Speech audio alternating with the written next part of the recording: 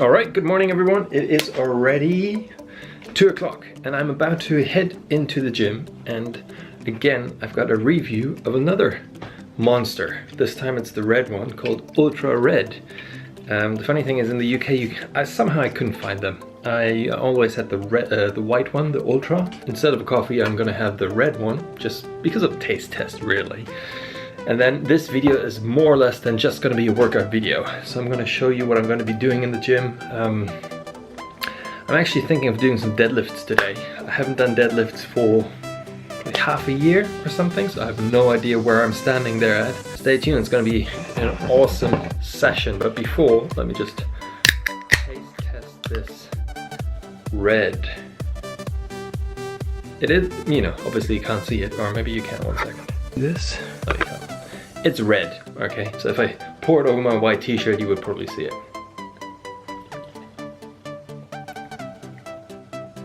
Ooh, that is sweet. Damn shit, what is that? This is, wow, that's an overwhelming taste. I mean, in terms of sweetness.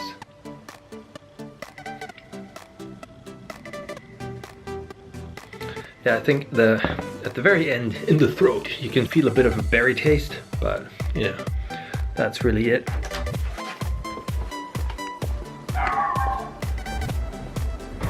Samurai style.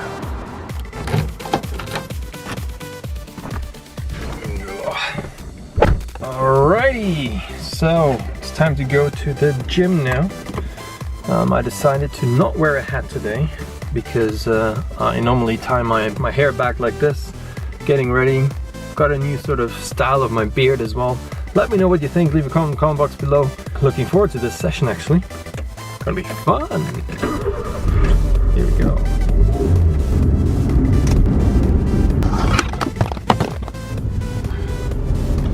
Hello, hello, still alive? This wasn't planned.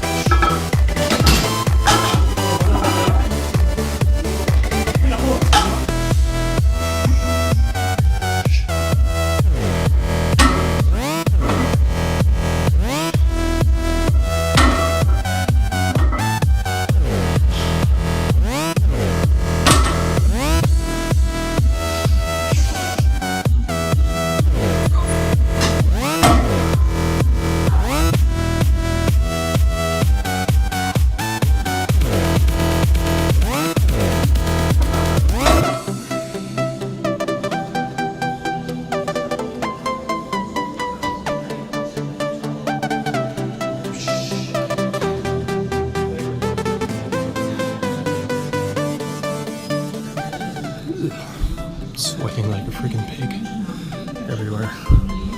But yeah, Haven't done weights since ages, guys. It's the very first time I'm hitting weights again, but yeah, we'll see. It's not the best day, you know, just starting now. So let's give it a go.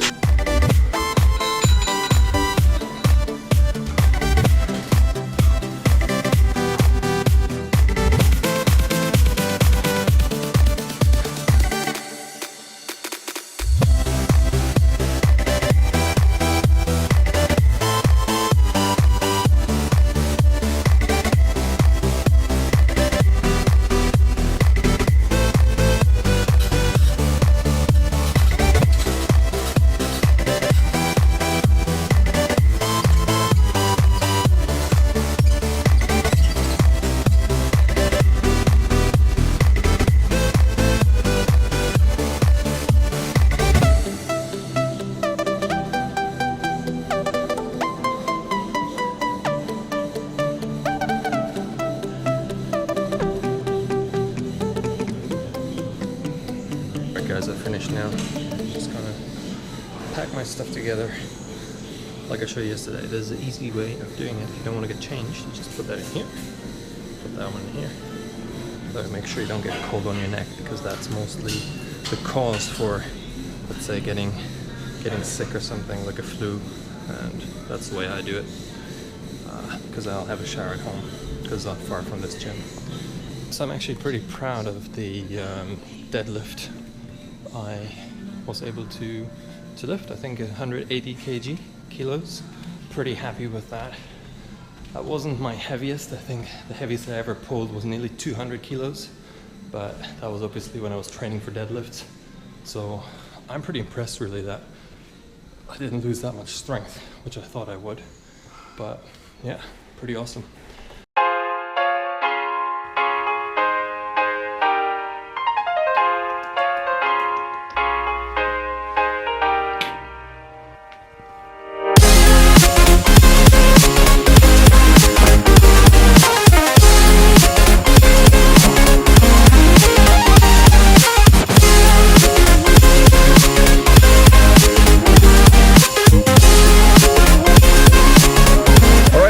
So I'm in the car, it's 12:25 and we're gonna go to a shop called Edeka, where we are gonna be doing our shopping for this weekend.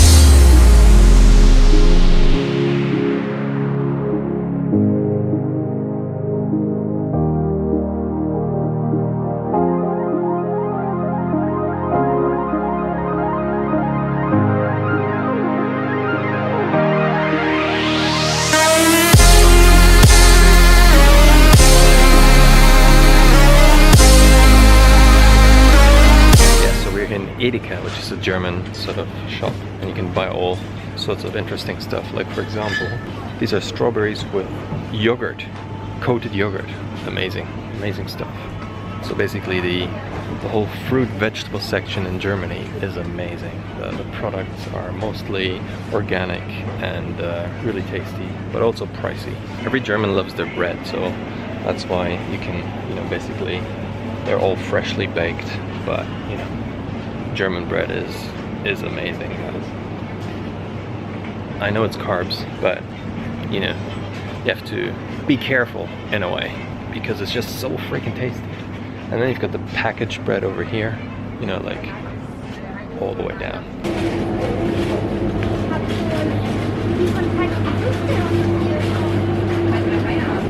Now you find all sorts of ketchup here as well. And what I want to show you is you have the original McDonald's ketchup, which is like fucking hell. You can buy freaking everything here. So my mom, she's just at the, it's called Fleischtheke in Germany, which means you can get like fresh cut meat, not packaged, which is sort of, it's a German thing, but it's so high quality meat, which is great. So that's something I would recommend to do rather than buying it packaged. Try to buy it fresh. It's more pricey, but you know it's where it's from, and you know, you can see it before you actually buy it. Now it's time to go home and get some breakfast in. Boom! What's up, guys? It is one of those again. I'm a fan of these ones now. Not that I'm sponsored. If you're watching this monster, I want to get sponsored right now. Ooh, that's sweet. Anyway, thought before I head to the gym, I need to wait until my video is exporting, which is another 20 minutes, which means I can answer some freaking questions. Let's do it. So Zach again. Well, you know, Mark, I love your outfits. Thanks, by the way. And I want to ask one question again. I think you didn't see it. Yeah, well, you know, there's so many freaking questions, but I'll try to catch up with all of this stuff. But I'm doing my Q&A on Sunday, so make sure you tune in. If you don't know what's going on, Sunday is my live Q&A on 6 p.m. this Sunday. Make sure you tune in. My question was about body split workouts, full body workouts. Since I'm a natural bodybuilder and also doing some jogging, he needs some advice. So he's asking, I guess what he wants to know is, should I do a body split or should I do full body workouts? Generally, what is taught out there in the whole fitness community is you start with full body exercise if you're a beginner, if you don't know what to do, because targeting your full body, you can't do that much wrong. And starting with a let's say 5 split week, where you do back, biceps, shoulder, triceps, legs, maybe some calves and abs, and I don't know, whatever split is out there, just, you know, gun training. Where are my freaking guns? They're gone. Oh, who gives a fuck? The point I'm making is that it depends on so many things. For example, what are your goals? When did you start lifting? Are you doing any other sports? You know, are you injured? There's so many things which might determine if you should do a split training, split approach, or a full body approach. Normally say if you just train once or twice a week, you do full body to make sure you hit every body part. If you've got more time, you go into split training. The opposite approach is, let's say you're injured, you've got a leg or a knee issue, then you leave the freaking lower body, just do like body weight squats or just movement exercise to keep the joint moving, but then you hit your upper body. So you do that. Or you do a three-day split. Push-pull legs, for example, very, very common sort of split people do. You could do that even 5 times a week. 2 push, 2 pull, 1 leg day. Or 2 leg days, 2 pull, 1 push. Or I don't know. Generally what I think is the best way of doing things is to do multi-joint exercises. I mean, deadlift is a multi-joint exercise. Bench press is a multi-joint exercise. So you've got shoulders and elbows and so on involved. Single isolated exercise like a biceps curl, where you just basically use your elbow joint and the shoulder joint sort of fixated. You're just using to pump some guns. You know, to be honest, I don't think it serves a purpose in terms of getting anywhere. It's just my opinion. I know if you're a bodybuilder, if you're into aesthetics, obviously you need to pump guns. You need to make sure that you've got a decent sort of peak biceps and all this shit going on, you know, which is, I couldn't care less about, especially the clientele I see. They don't give a fuck about their biceps and peak, you know. They want to lose weight, they want to look healthy, they want to look lean, they want to look like a freaking athlete. And not only that, they also want to be able to move like one. And this is something, if you're on this channel, then you're on the right place, because I'm focusing more on full body, multi-functional, multi-joint exercises, which not only get you into great shape, but also you're able to move properly in your day-to-day life. And that's something, if you're 13, 15, 16, 17 years old, you don't give a fuck. I didn't give a fuck when I was your age. I'm now 30. I'm sort of, you know, my grandma, she's now 85. I can see what happens once you get older, how things affect your life. You know, when I did all this martial art tricking stuff at the gym I owned in Germany, where I'm actually going to go and take you with me, you're going to see all these kids jumping around doing double backflips and stuff. You don't give a shit about your body because everything recuperates like that. But once you get older, it is freaking fucking important that you take care of your body, because your body's your temple. Your body is something you will not get back. Once something gets injured, it's over, my friends. I just realized, Zach, I'm drifting out with answering your question. But I think it's freaking important that you guys listen and understand this. Just because you're young right now doesn't mean you should abuse your body. I know that, you know, you want to impress some girls, you want to do a backflip and stuff. I understand that. I've done that when I was younger.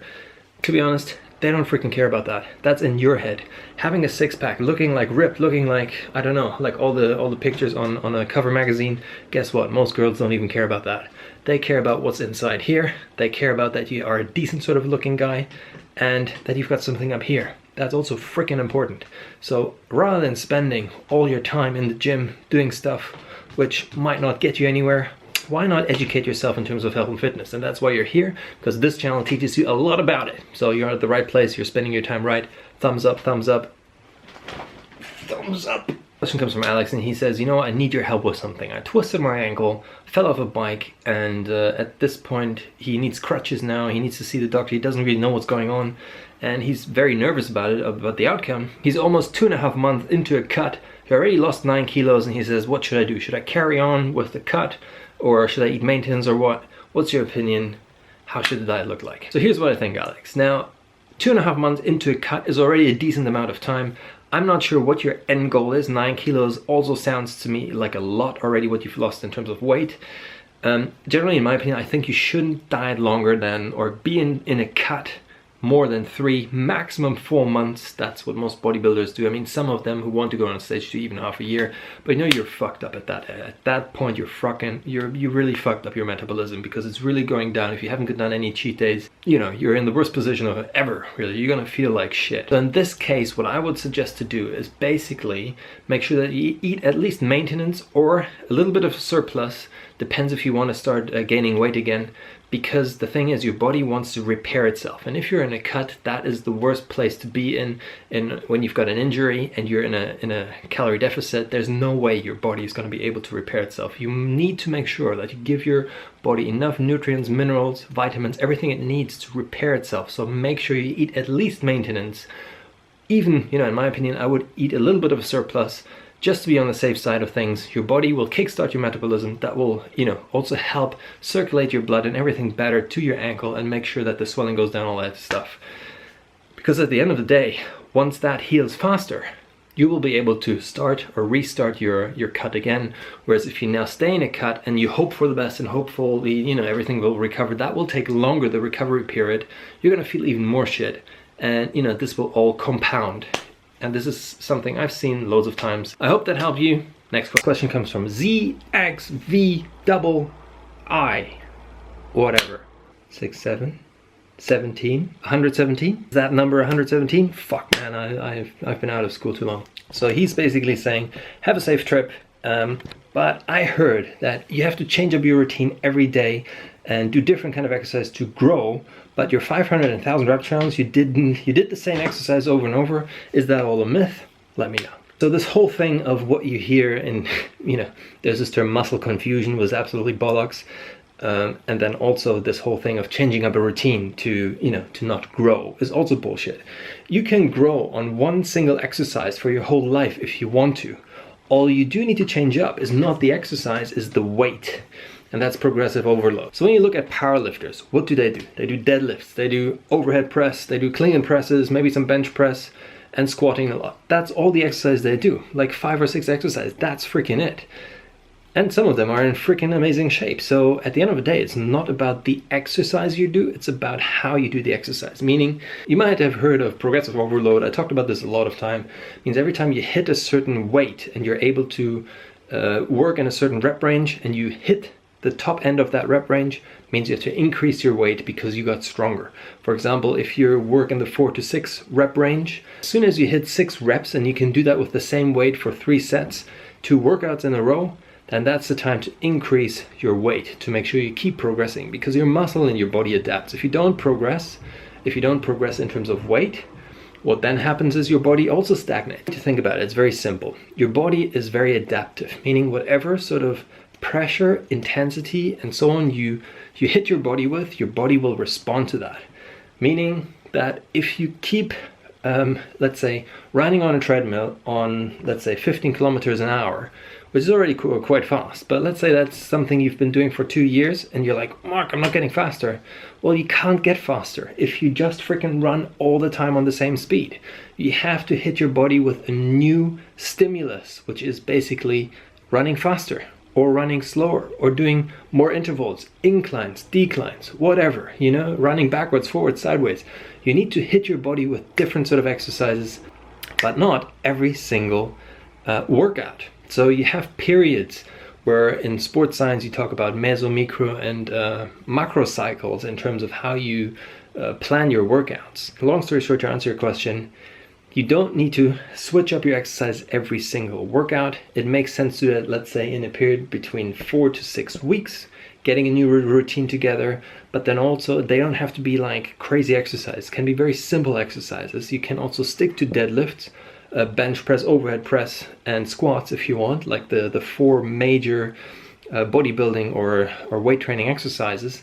And then when you go into your next cycle, you start lifting in different rep ranges, have a different rest period between your workouts, maybe your intensity is different, maybe the tempo of how you push and stuff is different. So there are many variables you can use, but don't do that every single workout. That's not going to get you anywhere if you don't know what you're doing. Yeah, hope that helped you.